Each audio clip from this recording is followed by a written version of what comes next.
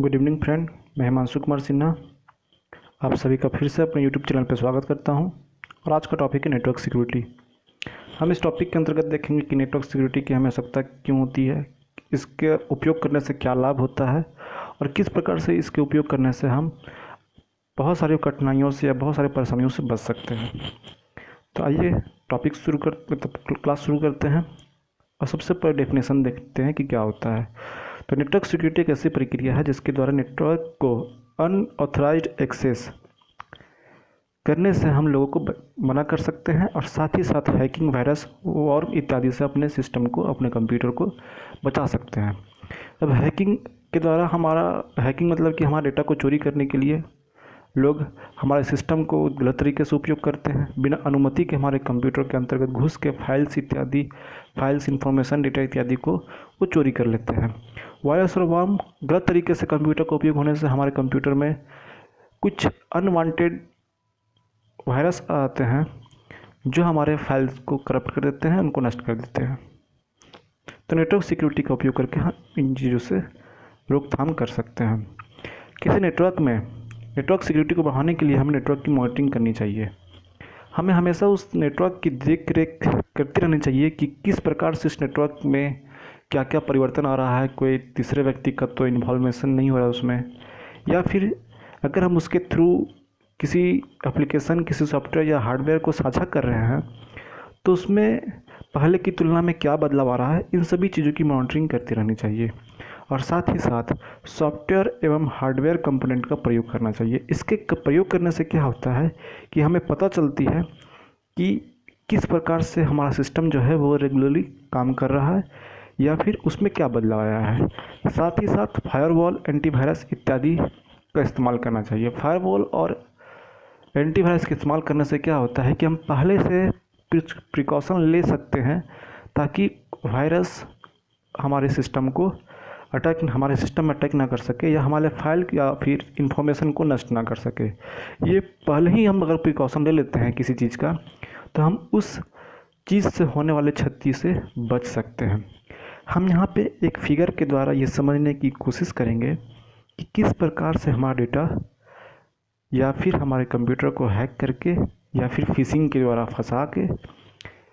या unwanted access के द्वारा हमारे डेटा को चोरी या तो फिर मिसयूज किया जा सकता है। तो यहाँ पे देखिए, सेंडर और रिसीवर के द्वारा जब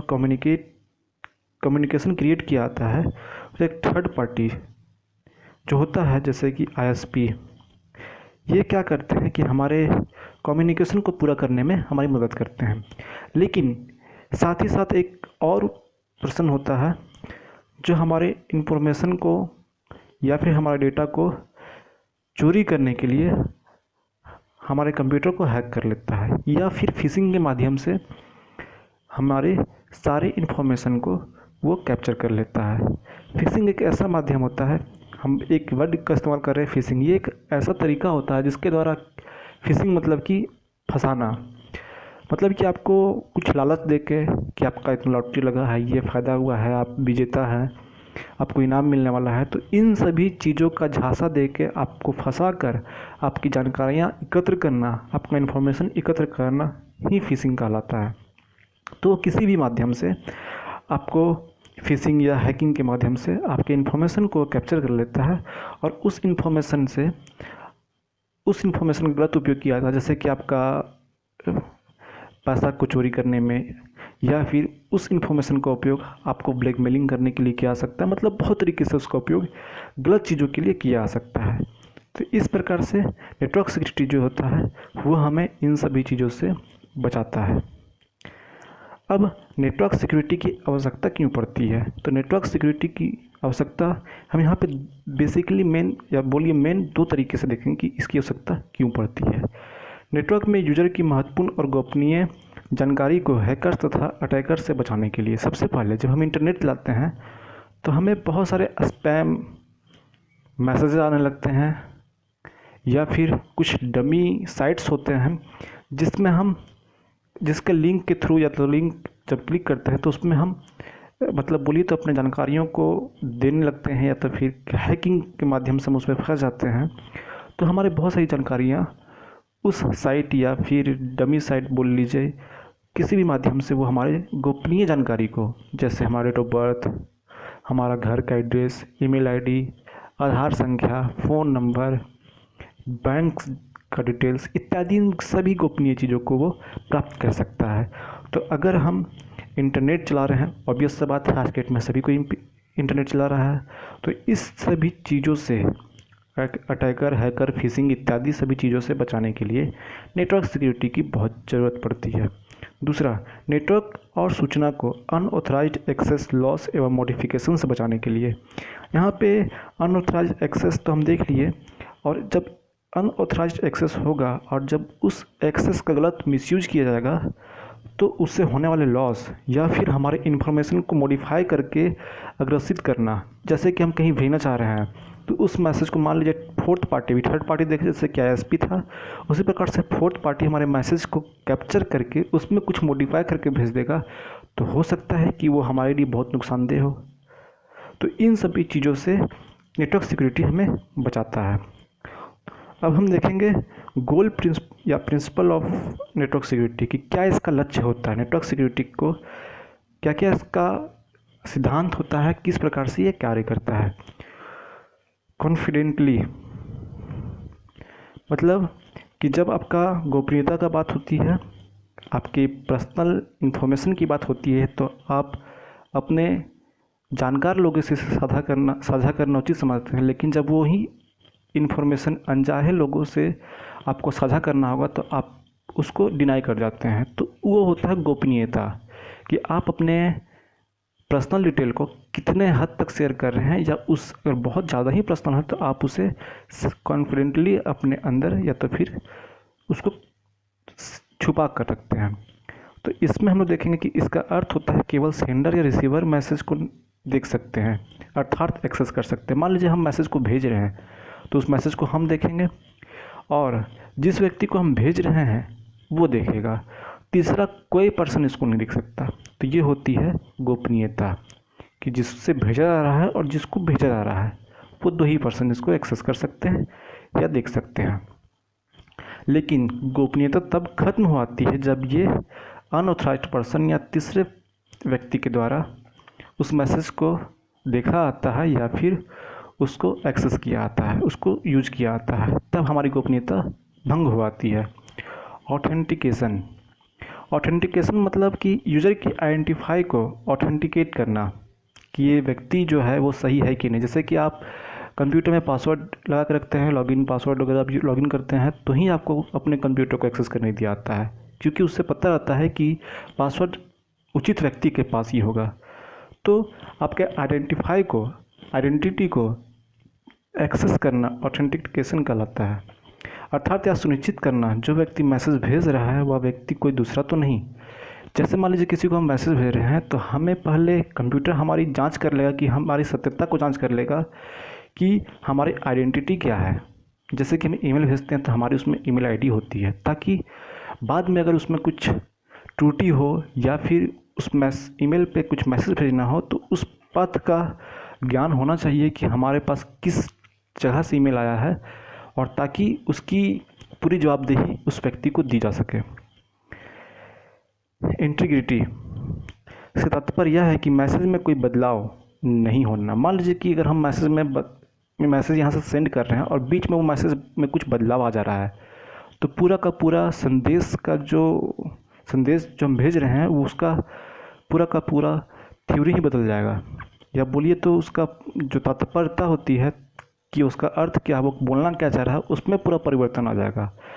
तो वो बदलाव ना हो इसके लिए इंटीग्रिटी बहुत ज़रूरी होती है,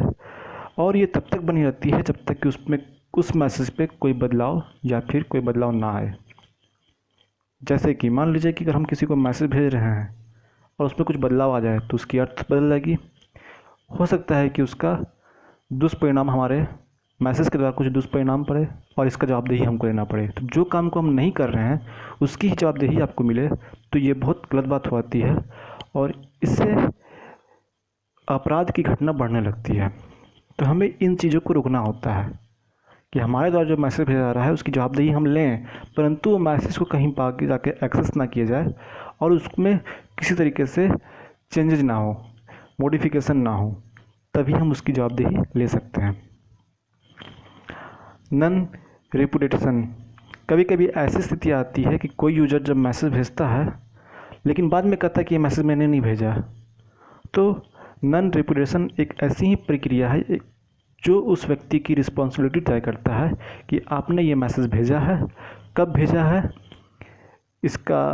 आप किस लिंक के द्वारा भेजा है, किस माध्यम के द्वारा भेजा है, इन सभी चीज़ों की उसमें जानकारी होती है, ताकि उस व्यक्ति की जो मैसेज भेज रहा है, सेंडर जो है, उसकी जवाबदेही तय की जा सके। सेंडर को मैसेज भेजने के बाद मना करने की आज्ञा नहीं देता। जब आप मैसेज भेज चुके हैं तो फिर मना करने की आज्ञा नहीं देता। हाँ, मैसेज भेजने के पहले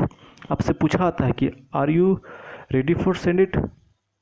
वो आपसे पूछेगा, लेकिन उसके बाद आप यस कर देते हैं एक्सेस करने के लिए, उसको फॉरवर्डिंग करने के लिए अगर उसको आप अनुमति दे देते हैं तो उसके बाद आप उसमें बदलाव नहीं कर सकते। एक्सेस कंट्रोल, पूरा का पूरा नेटवर्क चलाने के बाद प्रक्रिया के दौरान पूरा का पूरा एक्सेस कंट्रोल होता है और ये सुनिश्चित करता है कि कौन सा यूजर कौन सी चीज़ एक्सेस कर सकता है और कौन सी चीज़ एक्सेस नहीं कर सकता है।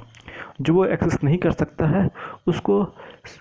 नेटवर्क सिक्योरिटी के द्वारा लॉक करके रखा आता है, और जो हम एक्सेस कर सकते हैं, मान लीजिए जो पब्लिक है तो वो कोई पब्लिक उसको यूज़ करता है, लेकिन जो प्राइवेट है उसके लिए ऑथराइज्ड पर्सन होना बहुत ज़रूरी है। तो एक्सेस कंट्रोल यह निर्धारित करता है कि किस व्यक्ति को किन चीज़ों को एक्सेस करना, उपयोग करना है, चलाना है, और किन किन चीज़ों का उपयोग नहीं करना है, नहीं चलाना है। एबिलिटी, इसके द्वारा हम कह सकते हैं कि जो भी रिसोर्स है वह केवल ऑथराइज्ड यूजर के लिए ही उपलब्ध होगा, बाकी को नहीं, क्योंकि ये ऑथराइज्ड पर्सन के द्वारा नेटवर्क सिक्योरिटी इसको प्रदान करने के बाद यह निर्धारित कर लेता है कि हमारा कंप्यूटर सेफ है, और जब वो अनऑथराइज्ड पर्सन को एक्सेस करने की अनुमति देगा तो हमारा कंप्यूटर सेफ नहीं रहेगा, इन्फॉर्मेशन सेफ नहीं रहेगा। तो टोटल हमारे गोपनीयता को बरकरार रखने के लिए, उसको कंटिन्यू रखने के लिए इन सभी चीज़ों का एक सिद्धांत तैयार किया गया है, एक प्रिंसिपल तैयार किया गया है, जिसके अनुसार नेटवर्क सिक्योरिटी कार्य करता है। आज की क्लास में हम नेटवर्क सिक्योरिटी का प्रिंसिपल, इसका डेफिनेशन, इसका आवश्यकता क्यों पड़ी, इससे होने वाले फ़ायदे और इसके उपयोग ना करने से होने वाले नुकसान को देखें। और चूँकि आज के जनरेशन डिजिटलाइज की तरफ बढ़ रहा है, तो ये जानकारी होना बहुत ज़रूरी है, क्योंकि आज के समय में हम अपनी जितनी गोपनीयता बरकरार रखेंगे उतनी ही हमारी डेटा, इन्फॉर्मेशन, पर्सनल जानकारी सिक्योर रहेगी। तो आज की क्लास में इतना ही, हम फिर अपने नेक्स्ट क्लास में मिलेंगे, तब तक सुरक्षित रहिए। धन्यवाद।